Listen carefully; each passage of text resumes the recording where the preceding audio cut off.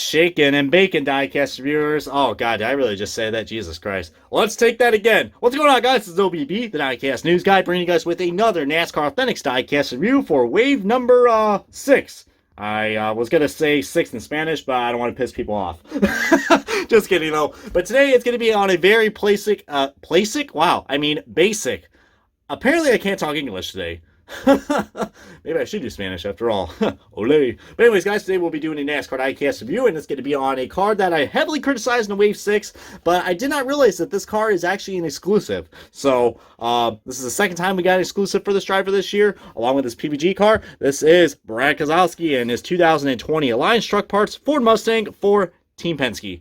Now, Brian, everyone's probably asking, Brian, why'd you got this car? You heavily criticized this car and you said you weren't going to get it. Well, yes, but you see, Sam, okay, I was at a certain race called New Hampshire, and I might have saw this car in Victory Lane, and, 2020 has been kind of a shit year. I was like, you know what? I decided to get this car because it brought back some good memories from New Hampshire. It did. I mean, Keselowski was pretty dominant in this car, and he also won a few other races in this scheme as well, but we'll get to that moment in a second, guys. Beautiful packaging design. Gotta love the black and yellow. Black and yellow always goes well together. But the scallop scheme, it does look cool, even though it's the scallop scheme that a lot of people, hate or love. I'm a Penske fan. I don't mind it, but I think this scheme definitely needs a refresh or invert the colors.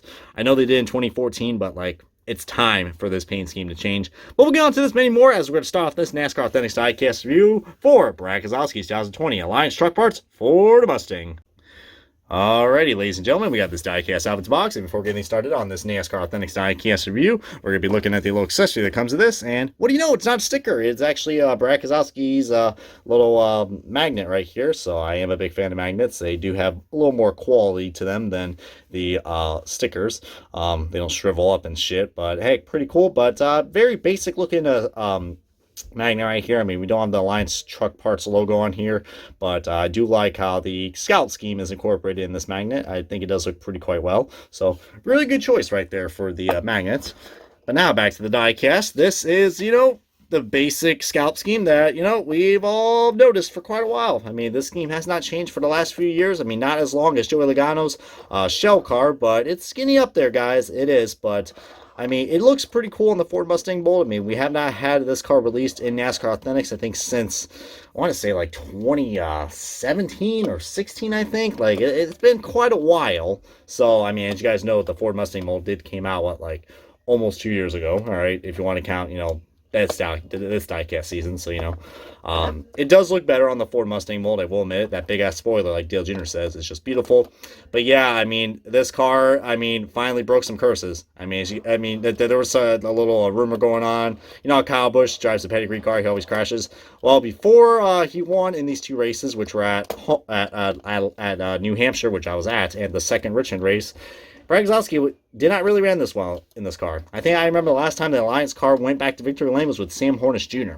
I remember that. And that's when the scheme was inverted. And I don't mind that. Wouldn't mind if they do a throwback of that. I mean, later down the road, if you want to consider that a throwback. But heck, I've seen throwbacks of the 2010s already. So, anything's a throwback now, apparently. But that'd be pretty cool, especially if Keselowski, as you guys know, a lot of people were expecting him. Remember how early in the year a lot of people were expecting Keselowski to be the replacement for Johnson? God almighty, how long has that, that was such a weird rumor, man. But, heck, I'm kind of glad he's staying with Team Penske, even though I got a feeling after his one-year contract will end next year. Got a feeling that Austin Cindric kid, I know he's going to Wood Brothers in 2021, but I don't know, later down the road, either him or Blaney are going to get replaced by Cindric with how things are going. But we'll see. I don't want that to happen yet. I got respect for Austin Cindric, but, hell, two of the three Penske cars were already in the Final Four. I don't mind Keselowski and then Logano. Well, there's a reason why I call him fuckface, but, yeah, I'm kind of glad Keselowski's back in Penske, and he ran pretty well. He did. He finished second overall in this point standings, and he had a pretty decent season. He was kind of the underdog I wouldn't say the underdog. Logano was probably the underdog out of all the guys, since, he had the worst average finish out of everybody. Thank God I didn't win, because that'd be another undeserved championship. But we'll save my Logano rants for another day, probably for a Logano review. If you guys really want me to roast that, feel free to comment below, because I do got some ugly-looking Logano cars to review, or rant on, so But anyways, I mean, so off topic, guys. One thing I'm liking that Lionel actually fixed was these colored rims. They're not really washed out. There's a good amount of paint on them. Can't really say that with some of the Blaney cars we've had this year. So, you know, Lionel's quality, inconsistent. But these rims look pretty cool. Not like that little paint chip we got right there, right on the wheel. But, heck. But that yellow spoiler looks beautiful. But I believe this is supposed to represent his Phoenix card that he drove in the spring race before the pandemic happened. And after that, Western Star took over as the main hood sponsor, and that's what he's been running ever since. I think he ran this car for a few times. I know he ran this car and won in 2 races in, like I said, the playoff Richmond race and the New Hampshire race. I think also both Pocono races, and I think the Roval too, I believe, if I'm not mistaken. I feel like there was a few others, but, you know, he drove this car for quite a bit because, you know, they had to really fix that gap with Miller Lite, because you guys know, I mean, this is another card. Of course, this card doesn't have Miller Lite on it. I mean, otherwise, it'd be on a base and probably wouldn't be released in NASCAR Authentics.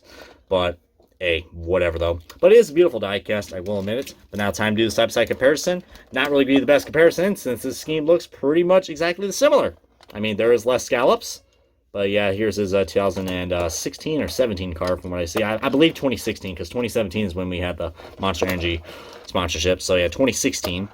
Back when we had the good old Sprint Cup series. But yeah, Sprint's an old thing now because they got bought out by T-Mobile. So don't you feel old yet, Mr. Krabs?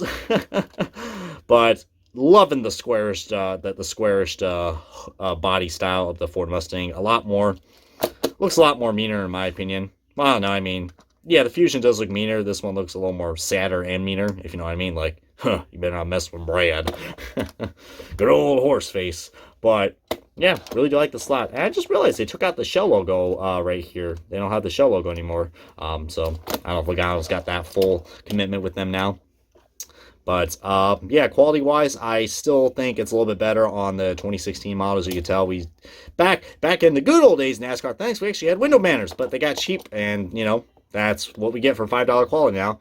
I mean, like I said, the rims do look pretty cool, but it's nowhere near as good as these ones right here. I mean, these are perfect. I mean, that is really good color quality for the rims. I mean, look at that, guys, compared to, I mean, that one ain't too bad, but this one right here, you could definitely see it has some splotches to it.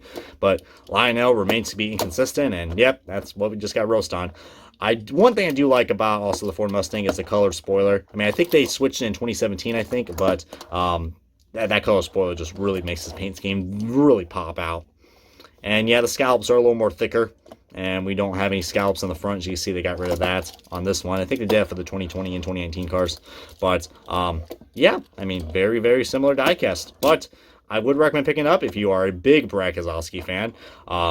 Yeah, I mean, I'm hoping Brad Keselowski can go out with another great season like he did this year. I mean, this year was a contract year, but I believe he got extended another year with Team Penske. So we'll see how things will go. And I don't know. Can we see Brad Keselowski become a 2-time champion next year with how things are going? He's still pretty consistent, all right? He might have got a little thick, as you noticed. But I don't know. Keselowski's still got some winning years left in him. I mean, he ain't over yet. All right. So, anyways, guys, it's been OBB, the Diecast News Guy. Thanks for watching this Diecast review of the Brad Keselowski 2020 Alliance Truck Parts Ford Mustang for Team Penske. If you guys enjoyed this Diecast review along with other Diecast reviews, feel free to subscribe today, and I will catch you guys next time on another Diecast review for NASCAR Authentics 2020. This has been OBB. Catch you guys next time.